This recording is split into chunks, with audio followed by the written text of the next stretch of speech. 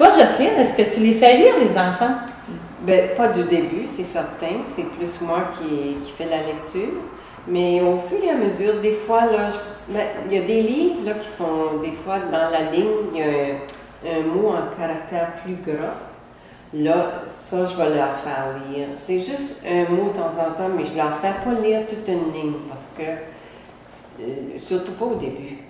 Des fois, ils sont là parce qu'ils ont des difficultés, tu ne veux pas les pincer avec ça. Mais vers la fin de l'année, là, oui, moi, je leur faisais lire. Je voyais en même temps, moi, du début à la fin, là, le progrès. Mais il faut respecter aussi les enfants qui ne veulent pas lire, les absolument. enfants qui veulent absolument pas lire. Mais oui, les faire lire beaucoup, c'est que certains enfants ne lisent pas vite, donc ça ralentit, puis on perd l'attention des autres enfants. Donc moi, ce que je fais des fois, je leur fais lire un petit bout de phrase, ou comme tu dis, un mot écrit en plus gras, ou le nom de la personne, ou des choses comme ça. Puis là, j'enchaîne, puis là, j'en ferai lire un autre plus tard si un autre veut lire. Ça, c'est s'ils veulent lire. S'ils veulent lire. Ou s'il y a des mots écrits en plus gros, ou des expressions comme miaou, le chat, le chien, des choses comme ça. Oui. Okay. Puis les questions. Tu dis ça, miaou, puis tu sais, des fois, tu peux. Ben, ça, c'est à chacun, là, mais justement, disons, si le chat dit, là, tu dis, tu peux faire. Fait que là, ils peuvent. Faire le son. Il fait quoi le chat? Ben là, ils vont tout dire miaou. Jouer. Intégrer un peu, que ça soit actif. Oui. La lecture active, Leur posez-vous des questions aussi pendant la lecture ou vous gardez ça juste pour la fin?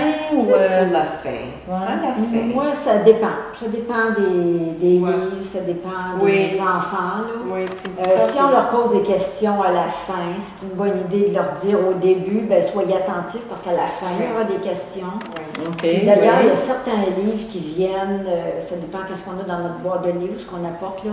Mais il y a certains livres pour lesquels il y a des questions justement à la fin. Donc, c'est bon d'avoir ça. Il y a des fois que je vais poser une question. Disons que c'est une histoire d'aventure un peu. C'est un enfant qui se promène dans le bois. Là, avant de tourner la page, qu'est-ce qui va se passer? Tu sais, là? Là. Pour capter l'intérêt. Et là, on en a 4 qui ont 4 réponses différentes. Et là, on va se dire, je tourne la page, Ça me fait penser, moi je vais leur poser des questions à savoir si je vois qu'il y a un mot qu'ils ne sont pas habitués d'entendre, d'utiliser par ici, là, je vais leur demander s'ils savent qu'est-ce que c'est. Puis un lecteur qui avait demandé à un groupe d'enfants, ça parlait de la salade. Puis il avait demandé aux enfants, savez-vous c'est quoi de la salade? Fait qu'il disait non, les enfants n'avaient pas l'air à savoir c'était quoi. Fait que le lecteur a dit, c'est un homme, il dit, la salade, c'est ce qui pousse dans les jardins. Puis là, il y a une petite fille qui était dans son groupe, elle dit, non, monsieur, ça, c'est pas de la salade, c'est de la laitue. Les enfants, on apprend des choses.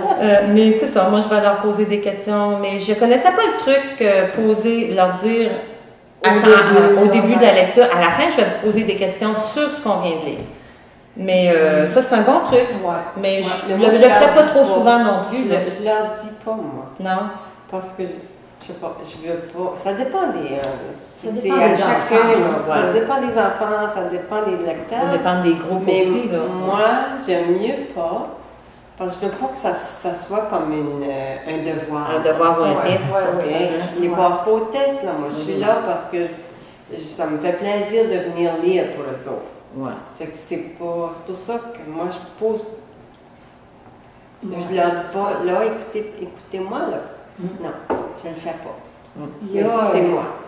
Il y a aussi le problème des enfants qui viennent de milieux exogames où ils parlent français seulement qu'à l'école et qui parlent anglais à la maison. Il y a des enfants qui participent moins à cause de ça parce qu'ils ont moins de vocabulaire. C'est peut-être pour ça qu'ils ont été choisis pour participer à un groupe.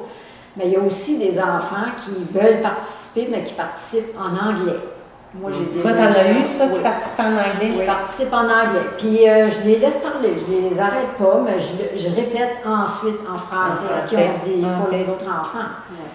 Pour leur faire comprendre finalement qu'on fonctionne en français. Là, mais, puis moi aussi, ça m'est arrivé, France, mais moi, je demande à l'enfant, est-ce que tu sais le mot en français?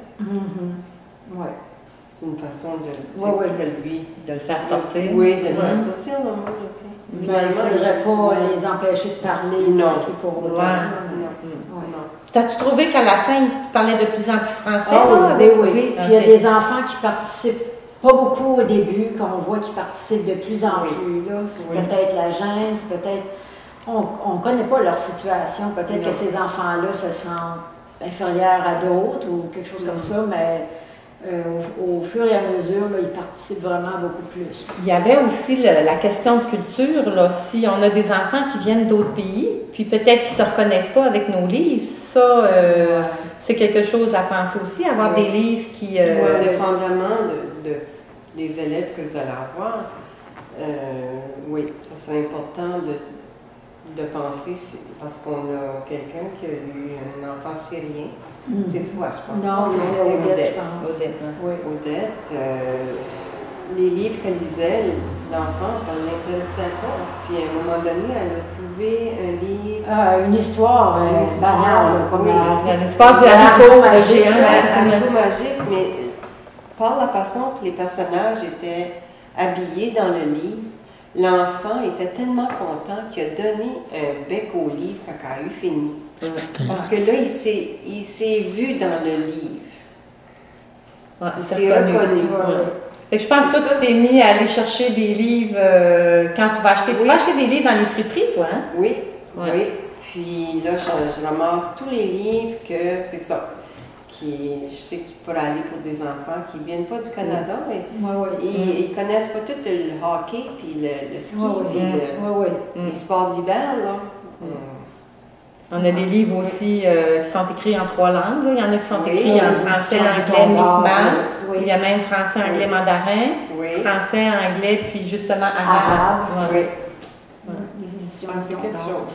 Ça, je leur ai apporté un livre écrit avec du Mi'kmaq. Ils étaient vraiment intéressés. Là. Je ne savais pas comment prononcer les mots Mi'kmaq. Je disais, on va le lire en français, mais des fois, on regardait un mot. C'était intéressant. C'est intéressant d'avoir des enfants qui viennent d'ailleurs aussi. Parce qu'on a beaucoup à apprendre d'eux.